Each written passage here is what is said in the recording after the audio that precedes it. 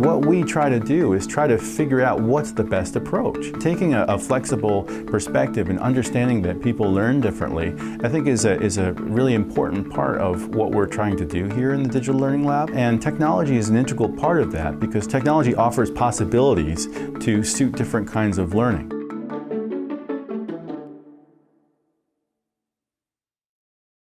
These days, students who arrive at Princeton will have been using computers through most of their academic life already. These are digital natives, and the group that the Digital Learning Lab is part of is the Educational and Classroom Technologies group within the McGraw Center. And the Educational Technologies group helps faculty teach with technology and helps students learn with technology. But what we bring to the table is a commitment to making what happens in the classroom more interesting, more inspiring, more engaging for a diverse audience.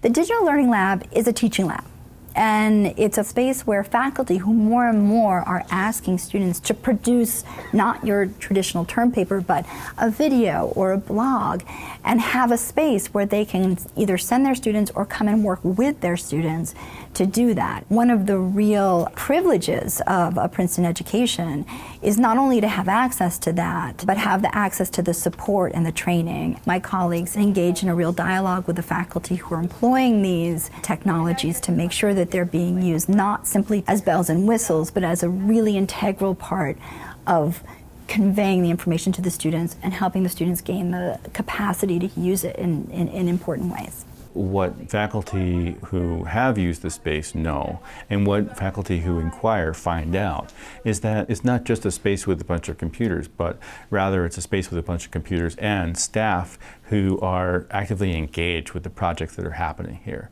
I'm teaching a freshman seminar this semester that is connected to a larger project I've been running for the past few years that explores the question of Princeton and slavery.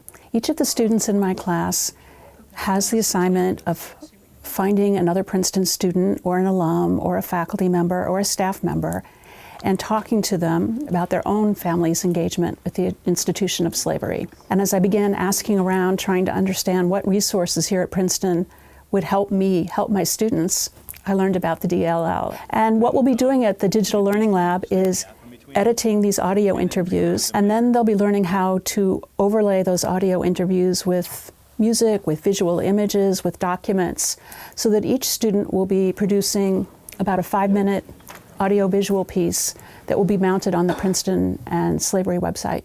I did a lot of journalism in high school, so I did a lot of interviews in the past, and I think this is actually a much more interesting way to present information, because hearing the actual subject talk and the emotion when she discusses her family, pairing that with the images, it just brings her audio pieces to life. They may be familiar with it, but they're not familiar with using things like this for like a classroom setting. And I think it can bring like a lot of excitement to projects, also learn a new skill that they probably will end up using at some point, because technology has become such an integral part of like our everyday lives. One of the things that we pride ourselves on here is the peer-to-peer training that we offer. We have students here who have done many, many video projects who are really good at using MATLAB, for example. And so if a student comes in here saying, I have a project in MATLAB, I'm having trouble, I don't know how to do it, then we can connect that student who needs help to one of our student staff members who are a specialist in that area. When you're going after school and working in the industry, an architecture student, or if you're a science major, we have to communicate our work, and Digital Learning Lab's like a great resource for the students to kind of just get like a jump start into like a primer on the software. I had never heard of the DLL. I didn't even know that this room existed. Before I came to this class, I had no experience at all with filmmaking, with film editing, with audio editing, and so the staff at the Digital Learning Lab have been very, very, very, very helpful throughout the process. By producing these short videos for publication on a website, we're showing students that history matters, that their work can find an audience, and it's really exciting.